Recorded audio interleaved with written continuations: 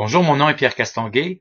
Je suis conseiller en droit en matière de santé mentale et je vais vous parler ce soir d'un point important du droit de la famille qui est le partage de la garde des enfants.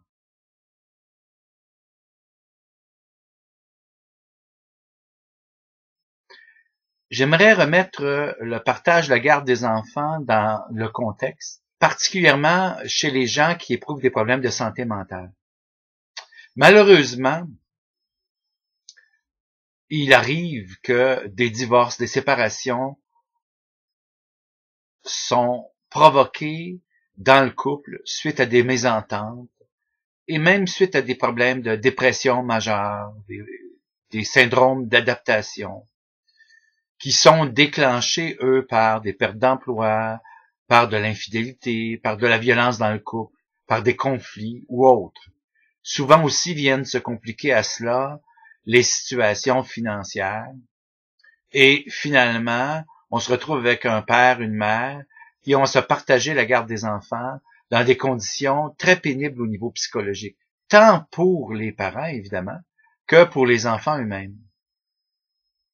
Je vais vous donner un peu de trucs que j'ai ici ce soir au niveau de la mentalité à adopter dans de tels cas. Premièrement, j'aimerais vous rappeler que toutes les législations concernant le droit de la famille ont été pensées par le législateur avec en tête une notion fort importante. L'intérêt de l'enfant.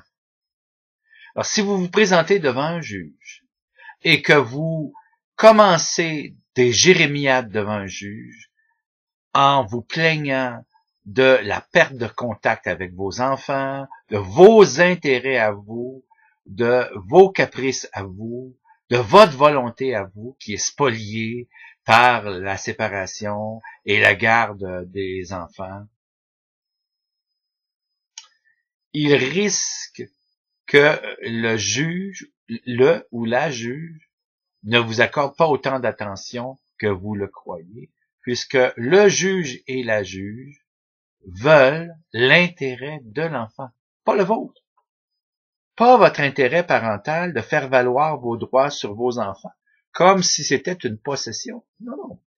Toute la législation, l'intérêt du législateur quand il a écrit la loi, tout s'articule autour d'une notion importante qui est celle de l'intérêt des enfants. Si vous voulez gagner une négociation de garde partagée, vous avez intérêt, c'est le cas de le dire, à articuler toute votre argumentation face à l'intérêt de votre enfant. C'est pas monsieur juge, je ne verrai plus ma fille, ça va me faire de la peine. Monsieur juge, je le fais dans l'intérêt de ne pas priver ma fille de son père ou de sa mère. C'est pas monsieur juge, je vais trouver injuste que mon mari l'ait plus qu'une fin de semaine sur deux. Vous savez, ce n'est pas votre ego qui est en cause à ce moment-là, mais bien l'intérêt de l'enfant. Alors, toute votre argumentation doit se faire en faveur de votre enfant. Toujours faire accompagner vos phrases devant le juge et vos réponses de la raison qui motive ce que vous demandez ou ce que vous appuyez dans l'intérêt de l'enfant. Démontrez à la cour que les décisions, toutes les décisions que vous prenez vous concernant votre interagir avec, votre interface avec votre conjoint ou votre conjointe, se font dans l'intérêt de vos enfants. Si vous divergez de cela, eh bien, le juge ou la juge prendront des décisions dans l'intérêt de l'enfant et non pas les vôtres ou celui de votre conjoint ou votre conjoint. C'est mon secret que je vous transmets. Toute votre argumentation, parce que toute la loi est écrite dans l'intérêt des enfants. Donc, la personne qui ne connaît pas la loi, mais qui s'exprime devant un juge dans l'intérêt des enfants, s'exprime exactement dans le sens où l'encre a été noircie sur les feuilles de loi concernant le droit familial. Alors, si vous voulez vous exprimer dans le sens de la loi, vous vous exprimez dans l'intérêt de vos enfants. D'ailleurs, je ne vois pas pourquoi, de vous à moi, vous iriez en cours pour négocier une garde partagée pour votre intérêt personnel. Vous devez d'abord penser à celui de l'enfant, de ou des enfants. Quand on parle de l'intérêt de l'enfant, souvent c'est une notion qui n'est pas nécessairement très claire pour vous. Je vais vous donner des exemples. On parle de l'âge, le stade de développement de l'enfant. Alors ça, étant donné son âge, son stade de développement, quelle est la meilleure décision à prendre lors de la garde? Et si l'enfant a des problèmes spécifiques de santé, par exemple, qui est le meilleur parent pour s'occuper de l'enfant étant donné ses problèmes d'asthme, ou étant donné ses problèmes d'épilepsie, ou étant donné ses problèmes d'autres ordres? Donc, les besoins spécifiques de la santé de l'enfant. Les besoins spéciaux des enfants. Il y a des enfants qui ont des déficits d'attention, par exemple, et qui doivent voir des spécialistes dans ce domaine-là. C'est sûr que la garde accordée à un parent qui vivrait loin des ressources pour l'enfant, ce serait désavantageux à ce moment-là. Les opinions et les préférences que les enfants expriment. Si votre petite fille s'entend pas avec sa mère ou avec son père, ça joue ça dans la décision du juge. Même si les enfants sont plus jeunes, l'opinion des enfants compte. Et évidemment, je vous rappelle que si vos enfants ont 13, 14, 15, 16 ans, là, le juge tient majoritairement compte de l'opinion de l'enfant. Ensuite de ça, la personnalité des enfants et la capacité de s'adapter à des nouvelles modalités de prise en charge par les parents. Si l'enfant a une capacité d'adaptation très limitée, il se peut que ça permette au juge de penser que le parent qui demeure encore à la maison et dans les installations d'origine dans lesquelles l'enfant avait sa chambre et était tout organisé, ça se peut que ça joue en faveur à ce moment-là que l'enfant soit laissé dans son milieu naturel. Les besoins d'éducation actuels et futurs de l'enfant aussi. Quelles sont ses relations aussi avec ses frères, ses sœurs, ses demi-frères, ses demi-sœurs? Les relations avec les parents, avec les autres membres de la famille. Ça, le juge en tient compte. Si vous n'en tenez pas compte, il se peut que le juge lui en tienne compte. Il se peut que l'avocat de la partie adverse ou le vôtre en tienne compte. Les relations avec toute personne participant aux soins, l'éducation des enfants, professeurs et autres. Les relations avec la collectivité. Des enfants qui sont difficilement capables de s'implanter dans une nouvelle collectivité. L'historique du rôle des parents, qui s'en occupait quand on était ensemble en couple, là, qui était la personne la plus utile en l'enfant, la plus près de ses besoins de base. Ensuite de ça, la conduite antérieure des parents. Okay? Donc, c'est sûr que si, par exemple, un des deux parents était abusif, était violent, dans l'intérêt de l'enfant, c'est sûr que lorsque le juge ou la juge vont regarder les aspects reliés à la garde partagée, il se peut fort bien qu'à ce moment-là, on tienne compte de ça. La capacité des parents de répondre aux besoins des enfants dans la vie de tous les jours, puis évidemment dans le futur. Puis, quelles sont les possibilités de conflits futurs? Si, par exemple, l'adolescent ou l'adolescente ne s'entend pas dans une famille recomposée avec ses demi-frères et ses demi-sœurs, il se peut fort bien qu'on favorise le conjoint qui n'offre pas cet environnement-là à l'enfant pour que justement l'enfant soit plus calme, plus éclectique, quiétude soit là. Alors, la possibilité de violence future affectant les enfants, puis c'est pas seulement la violence du père, de la mère, des frères, des sœurs, des amis, je sais pas moi, ça peut être la violence d'un quartier. C'est un quartier violent, c'est un quartier à risque. Alors, ça se peut que le juge, la juge, un des avocats, fasse valoir cet aspect-là aussi. Alors, n'oubliez jamais, mes amis, que même si vous avez une problématique de santé mentale et que vous vivez une immense peine d'avoir à partager la garde de l'enfant, ce n'est pas cette immense peine qui prime, mais d'abord et avant tout, l'intérêt de votre enfant. Et c'est ça que vous devez considérer d'abord et avant tout. Si vous voulez gagner en cours pour avoir une garde partagée qui soit adaptée aux besoins de l'enfant, faites passer votre intérêt personnel après celui de l'enfant. Là, à ce moment-là, vous risquez de faire des points devant un juge ou une juge parce que le juge ou la juge vont estimer que vous êtes un bon parent, qui pense en bon parent. Rappelez-vous l'histoire de la Bible anciennement, le jugement de Salomon, où deux mères réclamaient la maternité d'un bébé. Et le juge, qui à ce moment-là est le roi Salomon, se dit, évidemment c'était pas son intention, mais a dit, parfait, vous voulez les deux le bébé, personne ne veut démordre, alors parfait, on va faire couper le bébé en deux, puis on va donner une moitié de bébé à chaque mère. Et évidemment, c'est tuer le bébé, ça, là, faire ça. Alors la vraie mère, celle qui avait le plus haut intérêt de l'enfant, a renoncé, dans l'intérêt de l'enfant, à ce qu'il arrive quoi que ce soit à l'enfant. Hein, on n'est pas pour être égocentrique. Elle veut sauver la vie de son enfant. Elle aimait mieux qu'on donne l'enfant à la fausse mère pour sauver la vie de l'enfant. C'est comme ça que le juge avait déterminé que l'intérêt de l'enfant était mieux servi finalement par la personne qui avait renoncé à l'enfant et non pas à celle qui affirmait vouloir avoir l'enfant et qui était prêt à le voir mourir plutôt que de ne pas l'avoir. Alors, il faut faire attention en santé mentale. Il y a des gens qui peuvent être revanchards dans des circonstances et préférer des arrangements qui feraient que l'enfant soit malheureux, mais que l'intérêt du parent soit conservé. Non, vous ne pouvez pas penser comme ça. Si vous avez une problématique de santé mentale qui vous amène à interagir en cours de façon générale nuisible, allez vous faire traiter par un psychologue avant. Voyez des conseillers en santé mentale avant. N'entrez pas en cours avec une haine revancharde, avec une attitude de colère, une attitude de vouloir priver l'autre des jouissances de voir son enfant. Faites tout dans l'intérêt de votre enfant, jamais dans le vôtre, et encore bien moins dans un esprit de se venger de l'autre parent pour avoir déclenché le divorce, la séparation ou autre.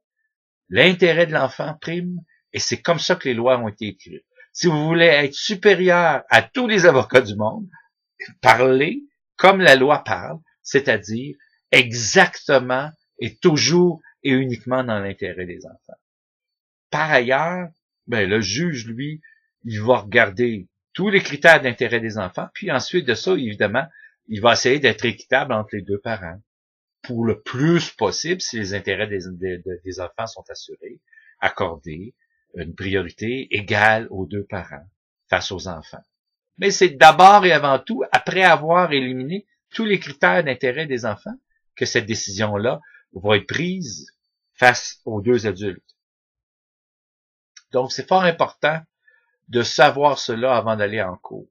Plusieurs d'entre vous, les gens qui souffraient d'une problématique de santé mentale, n'avaient pas d'argent pour vous payer un avocat. D'abord, avant de vous payer un avocat, vaut mieux une bonne entente. Vous savez, les pires des ententes sont meilleures que le meilleur des procès. Hein, c'est un vieux dicton qui dit cela. Je vous rappelle que lorsque vous vous séparez, vous pouvez gratuitement obtenir 5 rencontres gratuites par un médiateur. Et c'est là qu'on peut tenir compte de différents aspects d'un divorce, mais aussi de la garde partagée. Et c'est là qu'on discute le mieux face à un juriste qui prend l'intérêt égal des parents, toujours dans l'intérêt supérieur de l'enfant, et qui peut vous conseiller à ce moment-là fortement et solidement. Donc, à ce moment-là, je vous dirais, la médiation, c'est l'idéal. Par la suite, si vous avez à vous présenter en cours, venez nous voir, nous, les organismes de défense des droits en santé mentale. On va essayer de vous trouver un avocat à l'aide juridique, sinon un avocat qui accepte d'être payé à des frais semblables à ceux de l'aide juridique, sinon un avocat qui accepte d'être payé en fonction du fait de savoir un peu que vous avez des moyens limités. On le sait qu'en santé mentale, souvent, les gens ont des aspects monétaires difficiles à vivre, particulièrement même si vous n'êtes pas assisté social, mais que vous avez une problématique de santé mentale depuis un bout de temps, vous êtes peut-être en assurance salaire, ou vous avez peut-être vécu des détriments au niveau monétaire. À ce moment-là, on essaie de vous trouver un avocat le moins cher possible. Quand moi, j'ai subi un divorce, à ce moment-là, je n'avais pas d'argent assez pour me payer un avocat. Alors, ce que j'ai fait, c'est que je suis allé voir un avocat et j'ai négocié avec l'avocat la possibilité d'avoir des rencontres de consultation. C'est-à-dire que je me représentais moi-même, j'allais en cours. Ça a été très pénible d'ailleurs de faire ça, parce que ça m'arrachait le cœur de faire ça. Mais je n'avais pas de choix. Je n'avais pas la possibilité de me payer un avocat. Alors, à ce moment-là, j'allais demander des conseils juridiques à un avocat que je payais. mais que je payais à la consultation et non pas pour de longues heures à attendre en cours. Et j'avais trouvé un excellent avocat qui avait accepté de faire ça. Et j'allais me représenter seul en cours. Ça a été fort enrichissant, quoique ça a été très, très, très douloureux dans mon cas. Donc j'étais très, très malade, très compromis en tant que personne qui avait une problématique de santé mentale à ce moment-là, qui était une dépression profonde, syndrome aigu d'adaptation. Et malgré tout ça, je me suis très bien entendu en cours. Donc, en tant que personne qui vivait une problématique de santé mentale, j'ai réussi à assez bien exposer mes points, mais tout était articulé autour de l'intérêt de mes enfants. Ah, vous allez me dire, t'as pas de mérite, Pierre, toi, t'es conseiller en droit. Je ne l'étais pas à l'époque. J'étais pas conseiller en droit. Et j'étais très, très malade au niveau de ma santé mentale. Mais ça me prouve, en tout cas, que on peut se défendre en cours, on peut se représenter quand on est trop pauvre, et quand même obtenir une bonne entente dans l'intérêt de nos enfants. Alors, je résume. Ce que je vous ai dit aujourd'hui, c'est que en matière de garde partagée, c'est l'intérêt supérieur de l'enfant qui doit toujours primer. Je vous rappelle que avant d'avoir une entente, un procès en cours, il vaut mieux une bonne entente qui a été préparée par un médiateur gratuitement. Quelquefois, si ça prend, mettons, 6 rencontres au lieu de 5, ben la 6e vous est chargée, mais les charges de la 6e rencontre peuvent être divisées entre les deux parents. Et à ce moment-là, vous vous en sortez à très peu de frais, finalement, pour avoir une entente qui a été faite par un avocat, qui est présentée à un juge et qui n'est qu'entérinée par le juge en cours parce qu'elle fait l'objet de l'entente des deux parents dans l'intérêt des enfants. Donc, médiation parentale, choix des avocats. Vous pouvez être accompagné par un conseiller en droit. Nous, on vous accompagne si vous êtes une personne qui avait une problématique de santé mentale. Nous ne pouvons pas faire le travail d'un avocat, mais nous pouvons vous conseiller. Il m'est arrivé en cours de vous accompagner et de même témoigner dans le cas de parents, par exemple, qui, étant donné qu'ils vivaient une problématique de santé mentale, étaient remis en question par l'avocat de la partie adverse. Alors, j'ai témoigné pour expliquer au juge que monsieur ou madame consultait un psychologue, se faisait traiter et prenait toutes les mesures possibles et même des ressources extérieures comme des regroupements pour les familles monoparentales, des associations de conseils de parents, pour justement offrir à son enfant une grande stabilité et des services qui étaient à la hauteur de toute personne qui n'avait pas de problème de santé mentale à ce moment. Donc, on peut, nous, les conseillers, quelquefois témoigner en votre faveur parce qu'on vous oriente vers des ressources alternatives et des ressources officielles qui vous aident à vous conforter dans votre rôle parental. C'est évident que ça, une fois que vous allez à ces associations-là, que vous rencontrez des psychologues, que vous rencontrez des thérapeutes, que vous rencontrez des conseillers, c'est évident que nous, on peut, à ce moment-là, témoigner en votre faveur en cours et expliquer au juge que vous avez pris toutes ces démarches-là dans l'intérêt de votre enfant parce que vous voulez offrir une prestation parentale qui est à la hauteur des besoins de votre enfant, particulièrement dans une période qui est plus instable puisque c'est la période de la séparation des parents et de la répartition des responsabilités en fonction de la garde partagée ou pas de l'enfant. Et donc, à ce moment-là, nous pouvons vous aider solidement aussi. J'espère que ces quelques petits points vous permettent de comprendre le type de fonction que nous avons exercée auprès de vous dans cette année. Alors, ce qui m'a étonné particulièrement aussi, c'était des attitudes parentales inadéquates. J'ai vu, par exemple, dans des contextes où on n'était pas dans un contexte ethnique traditionnel québécois, là, dans des contextes où c'était des gens qui venaient de l'extérieur. J'ai déjà vu, par exemple, un des deux parents aller se vanter devant le juge, peut-être parce que c'était un aspect culturel qu'on voit moins ici, et là, montrer des photos au juge ou à la juge pour dire un petit peu ceci, là, je vais transformer la réalité parce que je veux pas citer un cas en particulier, mais je vais caricaturer un peu, mais ça ressemblait un peu à ça. Madame la juge ou monsieur le juge, moi je suis quelqu'un, contrairement à mon épouse, Voici les photos des gens importants avec lesquels je travaille et j'ai une réputation. Je peux offrir une bien meilleure réputation à mon enfant. Vous savez, les juges écoutent ça d'une oreille et ça permet, c'est leur fonction, de juger de la personne qui fait ça. Alors, c'est pas le temps en cours d'essayer de rabaisser l'autre, puis de vous vanter et de montrer des photos qui vous mettent en exergue avec des personnalités importantes. Ça influence les juges certainement en votre défaveur.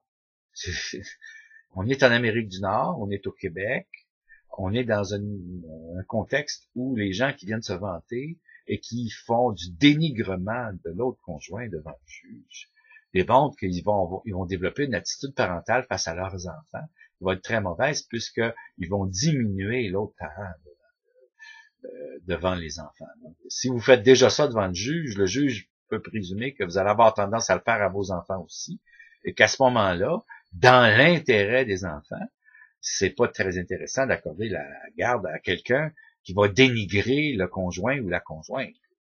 Alors, évitez toute représentation que vous faites devant un magistrat, devant les procureurs de la partie adverse, où vous vous vantez, où vous diminuez l'autre, où vous essayez de faire en sorte que la personne qui vous divorce ou se sépare d'avec vous paraisse mal. C'est pas le but. Toujours focaliser sur l'intérêt de vos enfants. Si vous focalisez sur l'intérêt de vos enfants, je vous garantis que vous allez obtenir des meilleurs résultats et vous allez être beaucoup plus satisfait ou satisfaite des résultats de la garde partagée. Si vous ne focalisez pas sur l'intérêt de vos enfants, vous risquez de vous retrouver devant de bien mauvaises surprises lorsque le juge aura tranché. Alors, de là l'importance d'aller consulter un juriste d'abord dans une série de rencontres de médiation, parce que lui, le juriste, il connaît les critères de la loi, il connaît les critères de jugement sur lesquels les juges vont se fonder, et il vous les expose. Et il va commencer à les regarder et les prendre en compte. Donc, si lui le fait devant vous, ben, vous êtes déjà préparé à ça. Et évidemment, comme je vous dis, si vous avez une médiation réussie, puis vous arrivez à signer une entente l'un l'autre, le juge ne demande que ça. Il arrive devant une belle entente, acceptée de part et d'autre, et paf, il met son sceau, les juges, ce qu'ils veulent, c'est la bonne entente des parents face aux enfants. Ils veulent des milieux stables, des milieux favorisant la croissance et l'épanouissement des enfants. Alors, ils veulent pas des milieux conflictuels où les parents s'entre-déchirent devant les enfants, ce qui laisse à ce moment-là des traumatismes au niveau psychologique, au niveau des enfants. Alors, attention aussi aux effluves d'émotions exagérées devant le juge. Les gens qui se tapent une colère devant le juge ou les gens qui se tapent des cris sans arrêt devant le juge. Vous savez, c'est pas parce qu'une femme ou un homme se met à pleurer devant le juge que le juge va être nécessairement influencé en se disant « Pauvre dame, pauvre monsieur, ont bien pitié, on va leur donner plus d'avantages pour la garde partagée des enfants parce que il y a tellement de peine dans le fond. » Non, non. On vous donne pas une garde partagée par compensation pour les préjudices que vous vivez à cause de votre divorce. Là. On donne une garde partagée dans l'intérêt des enfants, parce que c'est intéressant pour les enfants d'être en contact avec chacun des parents à ce moment-là, et c'est intéressant pour les enfants, selon les caractéristiques de chacun des parents, de bénéficier des services parentaux qu'offre chacun des ex-conjoints dans l'affaire. Et je vous rappelle à vous tous, les hommes et les femmes qui ont une problématique de santé mentale, que il est important, lors d'un divorce, lors d'une séparation, lors d'une détermination de garde partagée, que vous soyez en contact avec des professionnels de la santé pour que vous ayez une approche équilibrée devant la loi et que vous n'ayez pas une approche de personnes qui semblent être tellement instables, tellement insécures ou insécurisantes qu'elles pourraient être dommageables pour ses propres enfants, étant donné ses problématiques de santé mentale. Au contraire, nous, on vient souvent témoigner en votre faveur en prouvant au juge, en faisant état de toutes les mesures que vous avez prises pour présenter de vous, face à vos enfants, une prestation impeccable en dépit de problèmes de santé mentale. Et c'est considéré par le juge. Le juge ne dira pas, ah, madame a un problème bipolaire, traité, soigné, parce qu'elle est bipolaire, elle va perdre sa garde partagée. Absolument pas. Une personne qui est bipolaire, qui est traitée, elle ne vit pas les hauts et les bas de la bipolarité, parce que, justement, elle est médiquée et son humeur est contrôlée à ce moment-là. Vous savez, il ne s'agit pas d'être parfait devant un juge. 20% de la population du Québec souffre un jour ou l'autre d'un problème de santé mentale. Plusieurs couples, lorsqu'ils vivent le stress d'une séparation ou d'un divorce, chacun des conjoints sont déstabilisés et souvent dépressifs, fatigués, épuisés, émotivement lavés.